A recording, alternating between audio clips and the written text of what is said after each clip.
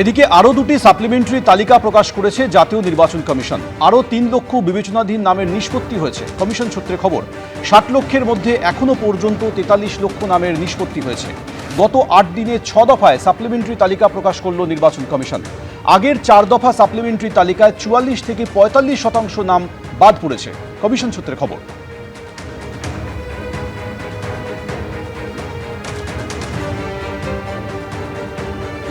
Form 6-এ কারচুপি করে ভিন রাজ্যের ভোটারদের ঢোকানো হচ্ছে। বিজেপি এবং নির্বাচন কমিশনকে এক নিশানায় রেখে আক্রমণ শানালেন অভিষেক বন্দ্যোপাধ্যায়। তুললেন ফুটেজ প্রকাশের দাবিও।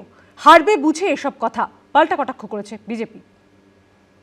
ফর্ম 6 আলাদা করে সিইওর অফিসে জমা দেওয়া হচ্ছে। হেরে যাওয়ার আতঙ্ক এইরকম ভয় সৃষ্টি করতে পারে, এরকম মানসিক বিকৃতি সৃষ্টি করতে পারে, এই প্রথমবার দেখলাম। আর কিছুদিন বাদেই ভোট, তার মধ্যে তৃণমূল বিজেপির বাগযুদ্ধ চরমে। বিজেপি যখন মমতা বন্দ্যোপাধ্যায়ের বিরুদ্ধে দিল্লিতে নির্বাচন কমিশনে নালিশ জানাচ্ছে, তখন কলকাতায় মুখ্য নির্বাচনী আধিকারিকের অফিসে শটান গিয়ে বিস্ফোরক অভিযোগ করলেন অভিষেক বন্দ্যোপাধ্যায়।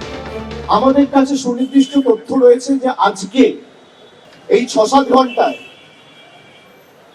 প্রায় ৩০,০০০ ফর্ম 6 অবৈধভাবে, যারা বাংলার ভোটার নয়, যাদের বিহার ইউপির ভোটার লিস্টে নাম রয়েছে, যেমন নোয়াপাড়ায় স্পেসিফিক আমার কাছে খবর রয়েছে যে 650-700 ফর্ম 6 জমা পড়েছে। ব্যারাকপুরে জমা পড়েছে। এদিকে পূর্ব মেদিনীপুরের এগড়ার ফর্ম 6 জমা পড়েছে। নর্থ কলকাতার 3টে বিধানসভা কেন্দ্রে জোড়াসাঁকো, শ্যামপুকুর, চৌরঙ্গি ফর্ম 6 জমা পড়েছে এবং সব মিলিয়ে প্রায় 30,০০০ ফর্ম 6 জমা পড়েছে।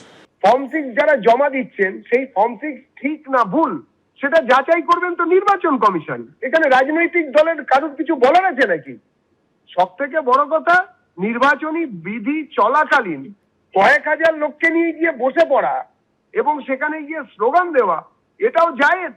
আমরা তো নির্বাচন কমিশনের কাছে সে বিষয়ে দৃষ্টি আকর্ষণ করব। সোমবারই মমতা বন্দ্যোপাধ্যায়ের বিরুদ্ধে দিল্লিতে নির্বাচন কমিশনে নালিশ জানায় বিজেপি।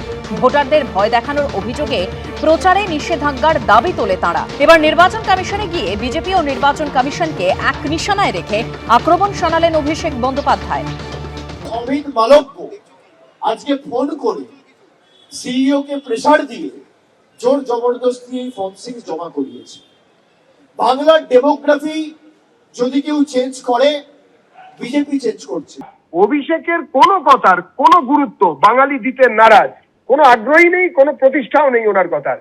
তৃণমূল যাচ্ছে, বিজেপি আসছে, এটাই ধ্রুব সত্য।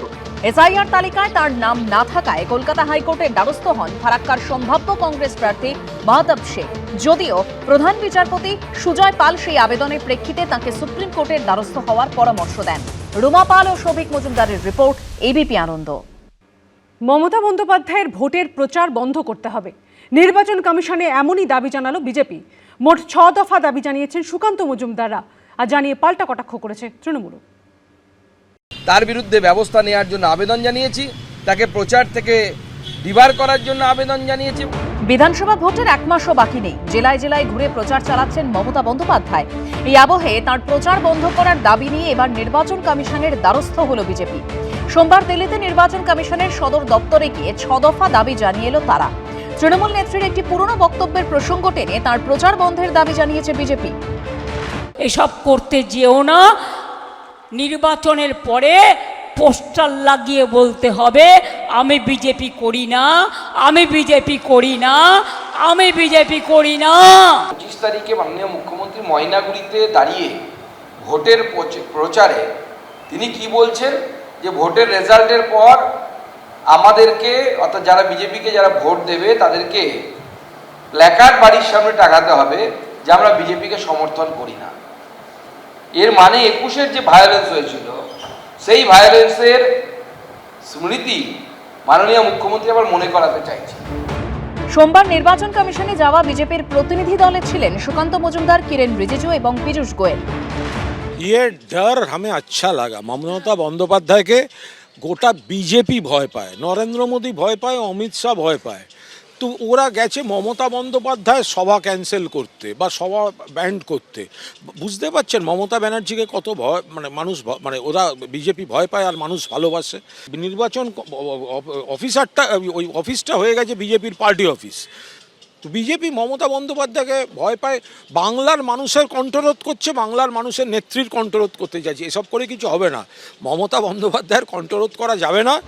মমতা বন্দ্যোপাধ্যায়ের প্রচার বন্ধের দাবির পাশাপাশি সংবেদনশীল ও ঝুঁকিপূর্ণ এলাকাগুলিতে কেন্দ্রীয় বাহিনী বাড়ানোর আর্জি জানিয়েছে বিজেপি। তাদের আরও দাবি, রাজ্য প্রশাসন ও পুলিশ যাতে সব রকম হিংসা ও ভীতি প্রদর্শনের বিরুদ্ধে নিরপেক্ষভাবে ও দৃঢ়তার সঙ্গে পদক্ষেপ নিতে পারে তা নিশ্চিত করতে নির্বাচন কমিশন পর্যবেক্ষক হিসেবে আরও বেশি সংখ্যায় আইএএস আইপিএস অফিসারদের নিয়োগ করুক।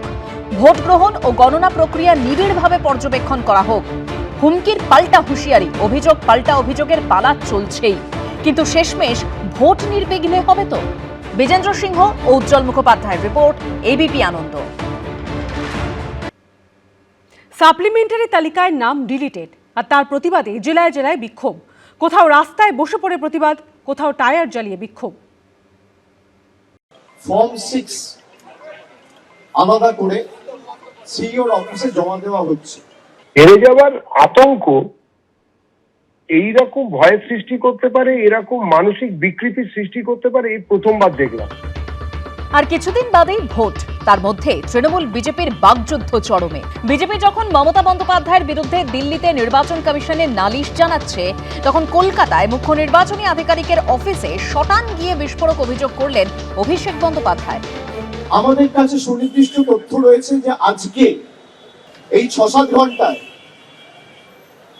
প্রায় 30,000 ফর্ম 6 অবৈধভাবে, যারা বাংলার ভোটার নয়, যাদের বিহার ইউপির ভোটার লিস্টে নাম রয়েছে, যেমন নোয়াপাড়ায় স্পেসিফিক আমার কাছে খবর রয়েছে যে 650-700 ফর্ম 6 জমা পড়েছে।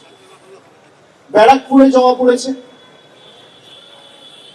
এদিকে পূর্ব মেদিনীপুরের এগড়ার ফর্ম 6 জমা পড়েছে।